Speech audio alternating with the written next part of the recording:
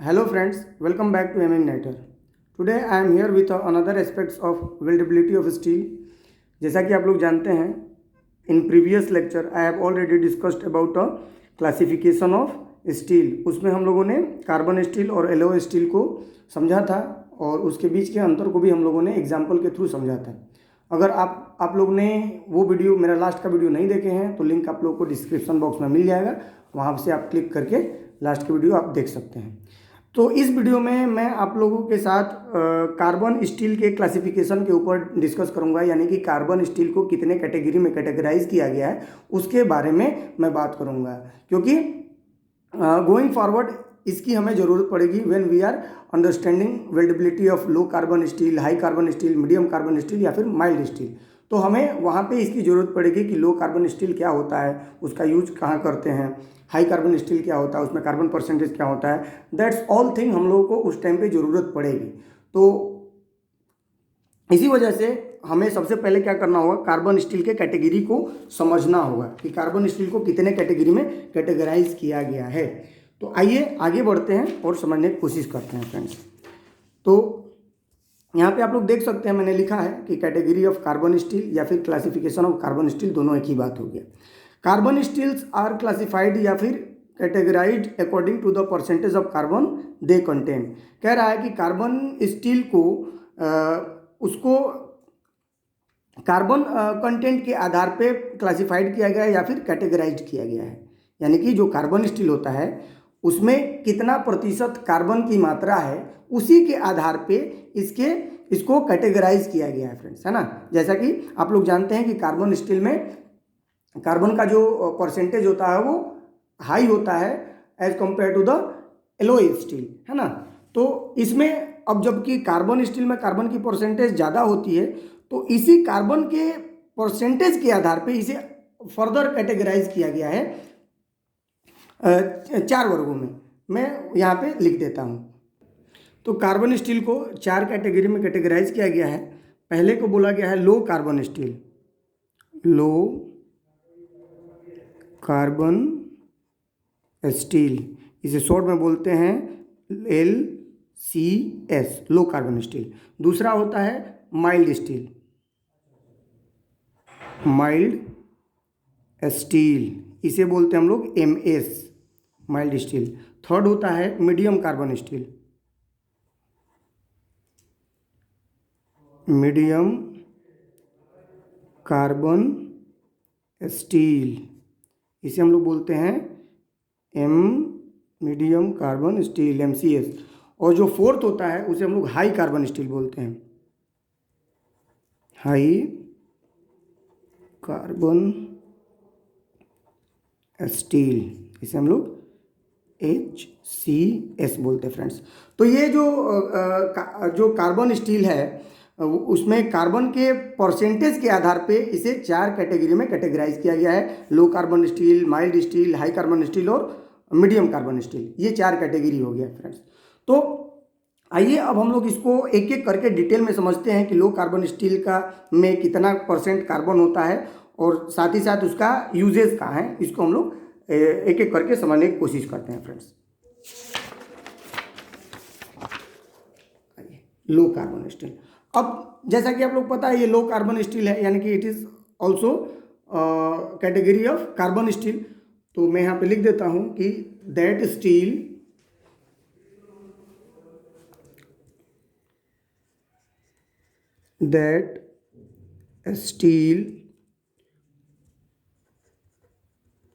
which is having less than 0.15% of carbon.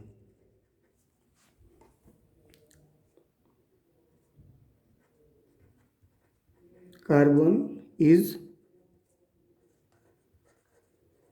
called low carbon steel, है ना. Low carbon steel, low carbon steel. That steel which is having less than 0.15% of carbon is called low carbon steel.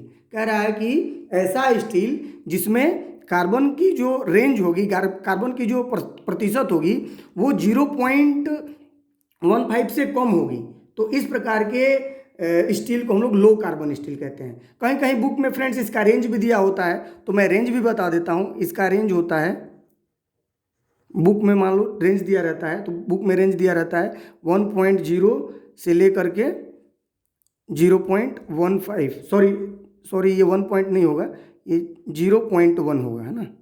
ये 0.10 से लेकर के 0.15% carbon. मैं यहाँ पे फिर से लिख देता हूँ, आप लोग कंफ्यूज मत होना। ये 0.10 से लेकर के 0.15%, ये इसका रेंज होता है लो कार्बन स्टील का, है ना। या फिर हम लोग इसको ऐसे भी डिफाइन करते हैं कि ऐसा स्टील जिसमें कार्बन की प्रतिशत 0.15 से कम हो उसे लो कार्बन स्टील कहते हैं। या फिर कभी कभी इसका रेंज अगर दे देता है, एग्जाम्स के पॉइंट ऑफ व्यू से देखते हैं तो हम लोग को दोनों को याद करना पड़ेगा, ये भी और ये भी, क्योंकि एग्जाम में ये भी देता है और ये रेंज भी दे देता है कभी कभी, तो ये रेंज भी याद रखना होगा फ्रेंड्स, ठीक है। तो आप लोग देखिए 0.1 से लेकर के 0.15, यानी 0.1 क्या है, 0.15 से कम ही है, तो आप लोग याद कर लीजिएगा फ्रेंड्स, ठीक है। तो ये हो गया हमारा लो कार्बन स्टील का डेफिनेशन। अब आगे पढ़ते हैं और इसके एग्जाम्पल्स को समझते हैं कि इसका यूज कहाँ किया जाता है फ्रेंड्स। तो इसका यूज हम लोग फर्स्ट थिन शीट बनाने में करते हैं, थिन शीट, जिसे हम लोग आसानी से मोड़ करके फॉर्म कर सके किसी भी शेप में, इस प्रकार के शीट को हम लोग बनाते हैं। इस प्रकार का शीट हम लोग लो कार्बन स्टील का बना होता है फ्रेंड्स, है ना। जनरली जो हम लोग शीट देखते हैं, जिसे हम लोग हिंदी में चदरा कहते हैं या फिर चद्दर कहते हैं, लोहे का चदरा, तो वो जो पतला लोहे का चदरा, एकदम थिन शीट पतला, तो वो जो बना होता है वो लो कार्बन स्टील का बना होता है, ठीक है। दूसरा, इसका यूज हम लोग थिन वायर में करते हैं, थिन वायर, इसका यूज हम लोग वायर बनाने में भी करते हैं, पतला पतला वायर बनाने में, क्योंकि लो कार्बन स्टील में कार्बन की प्रतिशत बहुत कम होती है, तो इसके अंदर जो डक्टिलिटी होता है वो काफ़ी हाई होता है। जितना ज़्यादा कार्बन की प्रतिशत कम होगी उतना ज़्यादा डक्टिलिटी हाई होगा, तो इस वजह से हम लोग क्या करते हैं कि लो कार्बन स्टील का यूज़ करते हैं थिन वायर बनाने में, एकदम पतला पतला वायर बनाने में हम लोग लो कार्बन स्टील का यूज़ करते हैं। इसके अलावा जो रॉड होता है उस रॉड बनाने में भी हम लोग इसी का यूज़ करते हैं। रॉड, जो मेटल का रॉड होता है, छड़ वगैरह, तो लो कार्बन स्टील का भी बना होता है। और फिफ्थ जो है वो हमारा है ड्रोन ट्यूब्स, ड्रोन ट्यूब्स, जो पतली पतली जो नलिका होती है, जैसे जिसमें से हम लोग क्या करते हैं कि गैस वगैरह पास कराते हैं या फिर फ्लूइड पास कराते हैं या फिर वाटर पास कराते हैं, वो जो ट्यूब होती है वो भी लो कार्बन स्टील से बनी होती है फ्रेंड्स। तो लो कार्बन स्टील्स का यूज़ हम लोग डिफरेंट पर्पस में कर सकते हैं, जैसे थिन शीट बनाने में, थिन वायर बनाने में, रॉड बनाने में, या फिर ड्रोन ट्यूब्स बनाने में हम लोग कर सकते हैं फ्रेंड्स। तो ये हो गया हमारा लो कार्बन स्टील, ठीक है। अब नेक्स्ट बढ़ते हैं, नेक्स्ट है हमारा माइल्ड स्टील। तो माइल्ड स्टील क्या होता है उसे हम लोग समझ लेते हैं। तो माइल्ड स्टील को भी सबसे पहले हम लोग डिफाइन कर लेते हैं कि माइल्ड स्टील होता क्या है ना। तो मैं यहाँ पे इसका डेफिनेशन लिख देता हूँ। तो फ्रेंड्स मैंने यहाँ पे लिख दिया, that steel which contains 0.15 to 0.3% of carbon is called mild steel. कह रहा है कि ऐसा स्टील जिसमें कार्बन की जो प्रतिशत है वो 0.15 से लेकर के 0.3% तक हो, तो इस प्रकार के स्टील को हम लोग माइल्ड स्टील कहते हैं, या फिर ये माइल्ड स्टील की कैटेगरी में आता है, ठीक है फ्रेंड्स। अब इसका एग्जांपल्स देख लेते हैं कि इसका यूज़ हम लोग कहाँ कहाँ करते हैं, वो भी देख लेते हैं। तो इसका भी यूज़ हम लोग बहुत ज़्यादा करते हैं। माइल्ड स्टील तो आप लोग पता ही है कि हम लोग कहाँ कहाँ यूज़ करते हैं। सबसे पहले जनरल पर्पस वर्कशॉप में, है ना। सबसे पहले हम लोग कहाँ करते हैं, जनरल पर्पस वर्कशॉप में। तो अब जनरल पर्पस वर्कशॉप में हम लोग क्या क्या यूज़ करते हैं आप लोग खुद ही समझ सकते हैं कि हम लोग फ्लैट यूज़ करते हैं। इसमें जनरल पर्पस वर्कशॉप में हम लोग क्या क्या यूज़ करते हैं, बार, फिर MS फ्लैट भी हम लोग यूज़ करते हैं, फिर हम लोग एंगल यूज़ करते हैं, फिर हम लोग चैनल यूज़ करते हैं,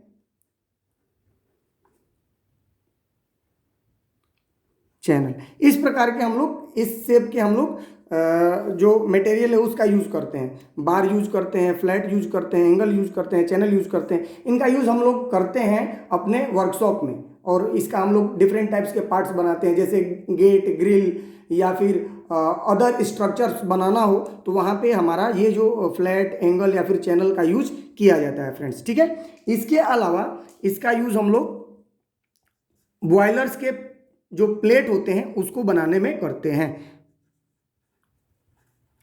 बॉयलर्स प्लेट।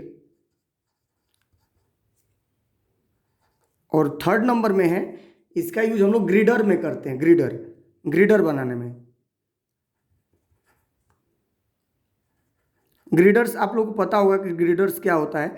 ग्रिडर्स एक तरह का बीम है जो कि सपोर्ट के तौर पे दिया जाता है कंस्ट्रक्शन में। मैं यहाँ पे लिख देता हूँ, support beam used in construction, ठीक है। तो ग्रिडर एक क्या होता है, एक बीम होता है जो कि कंस्ट्रक्शन में यूज किया जाता है सपोर्ट के तौर पे। आप लोगों ने देखा होगा बड़ा बड़ा जो ब्रिज बनता है ना, उसके ब्रिज के नीचे बहुत मोटे मोटे लोहे के बने होते हैं, एक बीम टाइप का, उसे ही ग्रिडर्स बोलते हैं फ्रेंड्स।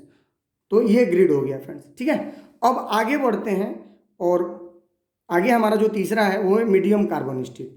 तो मीडियम कार्बन स्टील का भी सबसे पहले हम लोग डिफिनीशन देख लेते हैं। डेफिनेशन के बाद हम लोग इसका एग्जांपल्स देखेंगे। तो फ्रेंड्स मैंने यहाँ पे डेफिनेशन लिख दिया कि that steel which contains 0.3 to 0.5% of carbon is called medium carbon steel. यानी कि ऐसा स्टील जिसमें कार्बन का जो प्रतिशत है वो 0.3 से लेकर के 0.5% तक हो, तो उसे हम लोग मीडियम कार्बन स्टील कहते हैं। देखिए जैसे जैसे मैं बढ़ रहा हूँ वैसे वैसे कार्बन की परसेंटेज बढ़ते जा रहा है। हम लोगों ने देखा था लो कार्बन स्टील में कार्बन की परसेंटेज कम थी, माइल्ड स्टील में उससे थोड़ा सा ज़्यादा, मीडियम कार्बन स्टील में उससे थोड़ा सा ज़्यादा।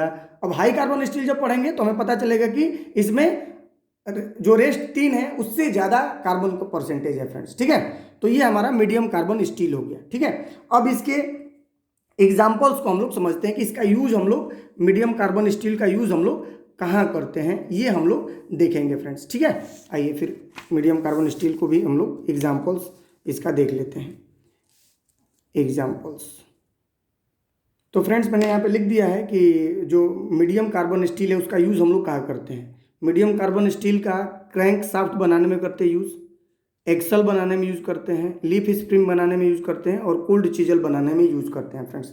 अब आप लोग को समझ में आ रहा होगा कि यार क्रैंक शाफ्ट क्या होता है, एक्सल क्या होता है, लीफ स्प्रिंग क्या होता है, कोल्ड चीजल तो आप लोगों को पता होगा कि चीजल क्या होता है, आप लोगों ने यूज़ भी किया होगा लैब में। तो चीजल का तो कोई बात नहीं है, चीजल आप लोगों को समझ में आ गया है। लेकिन लीफ स्प्रिंग क्या होता है, एक्सल क्या होता है, और ये क्रैंक शाफ्ट क्या होता है, ये आप लोगों को थोड़ा सा दिमाग में चल रहा होगा कि ये क्या होता है। लेकिन मैं आप लोगों को ये दावे से कह सकता हूं कि आप लोग इसे भी जानते हैं, क्रैंक शाफ्ट को भी जानते हैं, एक्सल्स को भी जानते हैं, लीफ स्प्रिंग को भी जानते हो। जब मैं इसका डायग्राम दिखाऊंगा तो आप लोग कहेंगे अरे यार इसको तो ये तो मैं जानता हूँ। देखिए ये मैं डायग्राम से आप लोगों को समझाने की कोशिश कर रहा हूँ।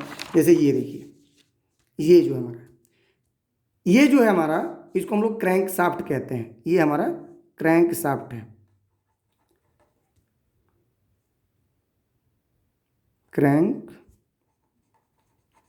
क्रैंक शाफ्ट है।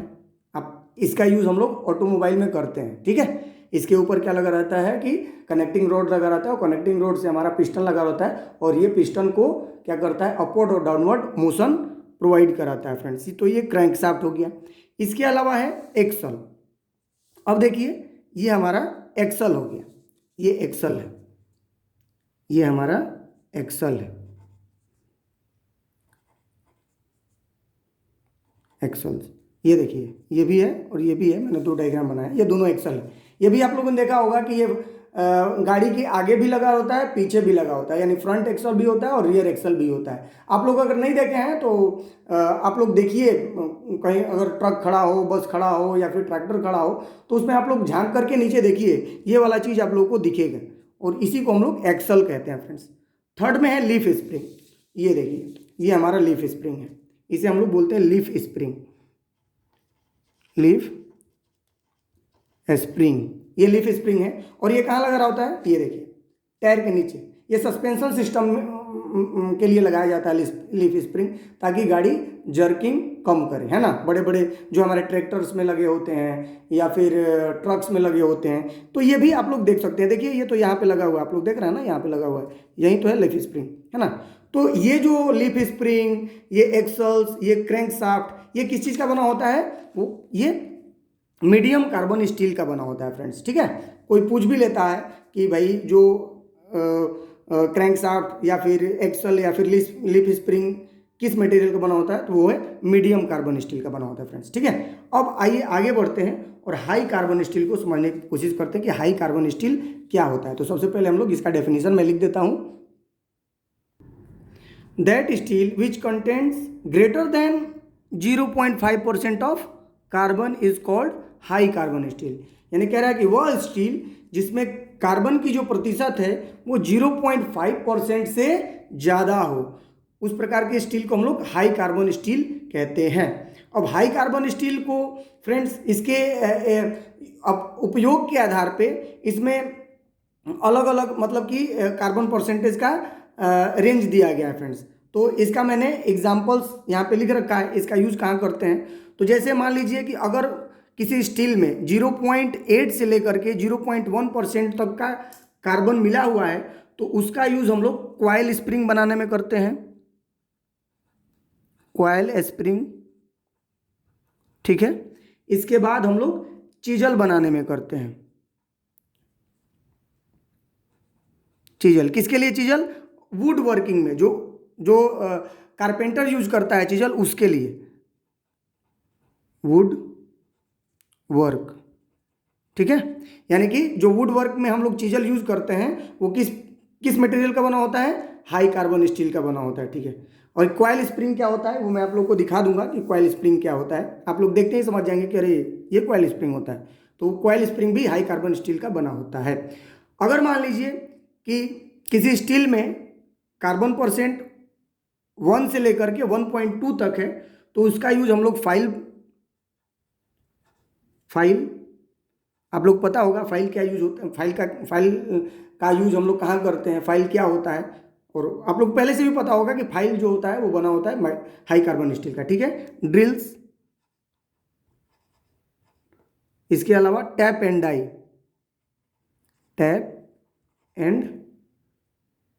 टैप्स एंड डाइज, है ना। तो अब ये फाइल के बारे में आप लोग पता है, ड्रिल्स भी आप लोगों ने देखा होगा। टैप एंड डाई मैं आप लोगों को उसका फिगर दिखा दूंगा कि टैप एंड डाई क्या होता है। जब भी आप देखेंगे तो समझ में आ जाएगा कि टैप एंड डाई क्या होता है। उसके बाद अगर मान लीजिए कि स्टील में कार्बन 1.2 से लेकर 1.4% तक मिला हो, मतलब कि सबसे ज़्यादा मिला हो, है ना, तो इसका यूज हम लोग फाइन एज टूल्स बनाने में करते हैं। Fine as tools,